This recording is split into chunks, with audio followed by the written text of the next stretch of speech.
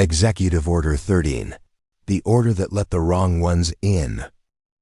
They say the number 13 is cursed, a symbol of betrayal.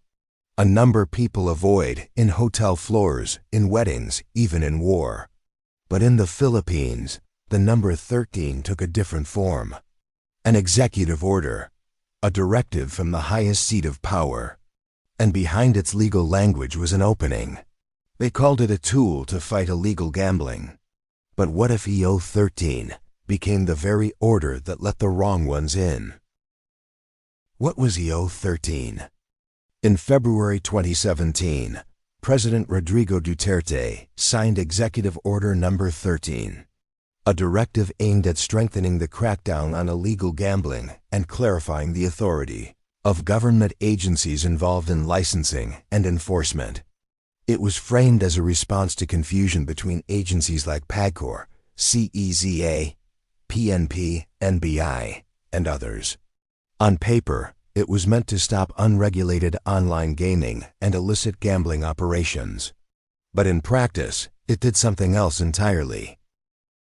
The loophole they used. EO 13 weakened institutional safeguards. By prioritizing centralized national authority and reducing the power of local governments, it became easier for suspicious operations to proceed, even those with ties to foreign entities. Permits could be fast-tracked. Investigations could be rerouted. Objections from local officials could be ignored. And it didn't take long before these loopholes were exploited. Not by local gambling lords, but by foreign syndicates. The open door. Soon after EO 13 was signed, a new wave of legal operations began to spread.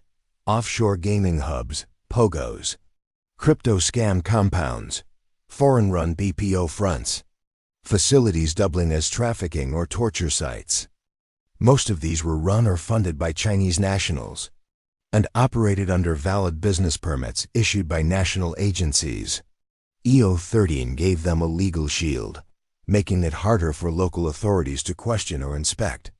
If the papers were in order, the site stayed open. Crimes hiding in plain sight. Over the next few years, cases started piling up.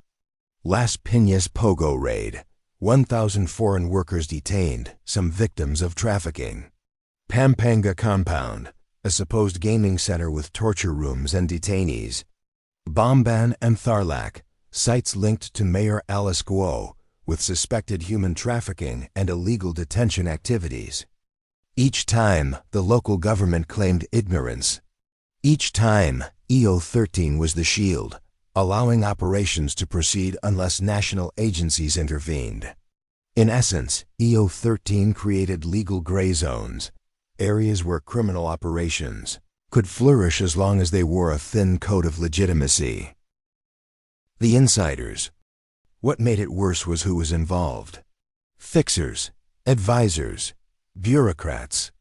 EO 13 gave room for powerful insiders to control access, determine who gets protected, and decide which operations are off limits.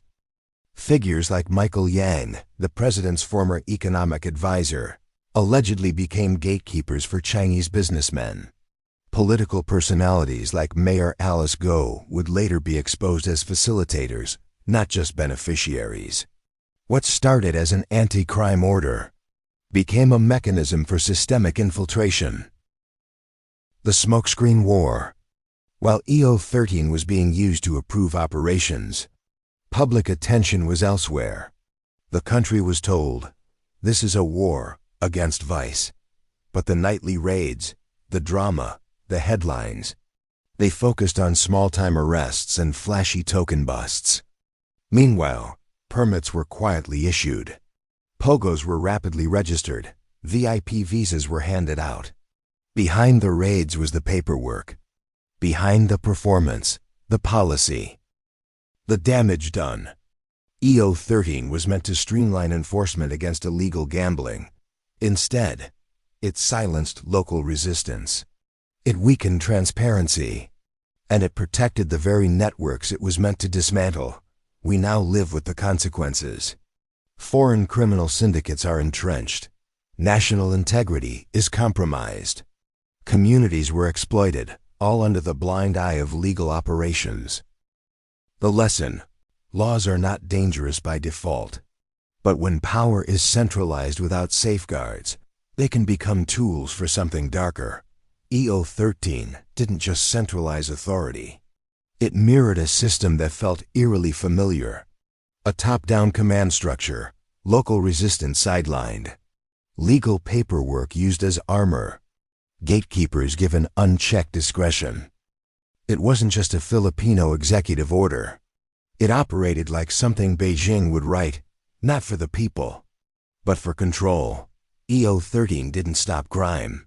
It redefined where crime could hide, and who could protect it. This was Executive Order Number 13. It was meant to fight gambling, but it became a cover for something else. It taught us, when laws lose their soul, they don't just fail to protect. They invite invasion. And when the wrong ones are let in, the damage doesn't knock at the door. It lives among us. This is Anton Reports, powered by AI Squared, the Alliance of Intelligence Unseen.